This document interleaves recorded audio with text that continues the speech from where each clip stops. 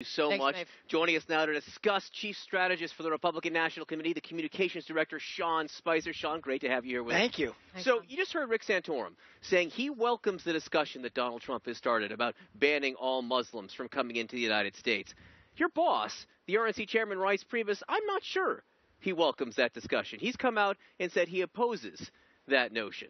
Well, I think what the chairman said was that he opposes the particular tactic, but I think what we can all agree on is what Maeve touched on, which is that tonight is going to be about security because Americans are not feeling. No. He said the chairman said he's against it. I don't agree with that tactic, and it's against American values. Right. But I think that what you're seeing from each of these candidates tonight is a desire to talk about the security that Americans right now just don't feel, and they don't feel comfortable with Hillary Clinton. She might, on paper, have this foreign policy experience, but experience doesn't translate into results. And what they fear right now is that Hillary Clinton does not have what it takes to keep America safe. Is it troubling to you that in that ABC News poll, 60%, 59% of Republican primary voters say they are supportive of the idea of banning Muslims? Well, I think right now this administration and Hillary Clinton have no plan to keep America safe.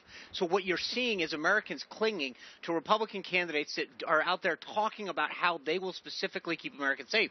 They might not agree with every tactic that every candidate puts forward, but they are longing for people to be talking about what we need to be doing and putting a plan forward. But on this ban, I mean, the numbers out of the ABC News poll that 59% of Americans, they support the ban that Donald Trump has 59% of Republicans support the ban that Donald Trump has laid out.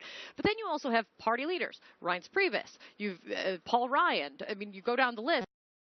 Party leaders who spoke up very strongly condemning what Donald Trump said. That kind of feeds into what a lot of folks fear. A lot of folks on your side fear are party leaders out of step with your base. Well, it's not just the base. I mean, you look at that particular poll, there's a high number of independents and actually a good number of Democrats.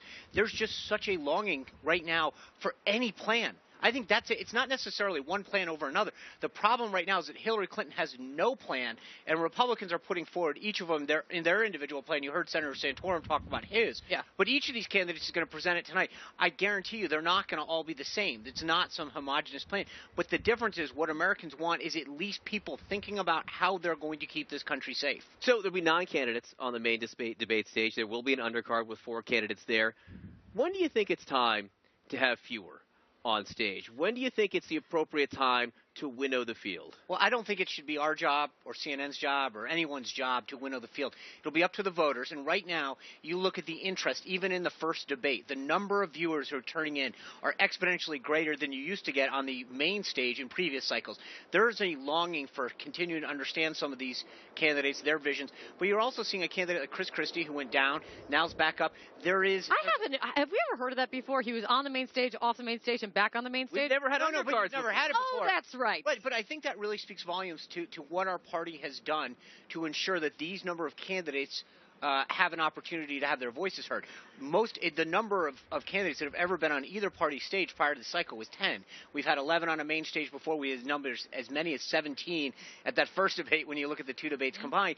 There are that many qualified people running on the Republican side. On the Democratic side, it's been a coronation of Hillary Clinton, and that's why I think you're not seeing the energy, excitement, enthusiasm on their side, and you are seeing it on ours. Well, and if Rick Santorum, if he was any preview, there's going to be energy on that stage tonight. I think, look, when you look at the excitement that's going on social media, on kitchen tables and bar rooms and where casino floors, people are excited. Just hang out at, for instance, casino floors. You got to go through it to get here. Oh, that's. But it is on the top of everybody's mind. Whether you're a Republican, Independent, or Democrat, you're talking about the Republican field. That's true. Sean Spicer, great to see you. Stay warm, guys. You stay warm. We'll have you back. Bring a coat next time. We'll have dinner. I think we've talked about that dinner before. Sean Spicer likes food. That was our biggest takeaway from our last interview. Coming up next for us, we're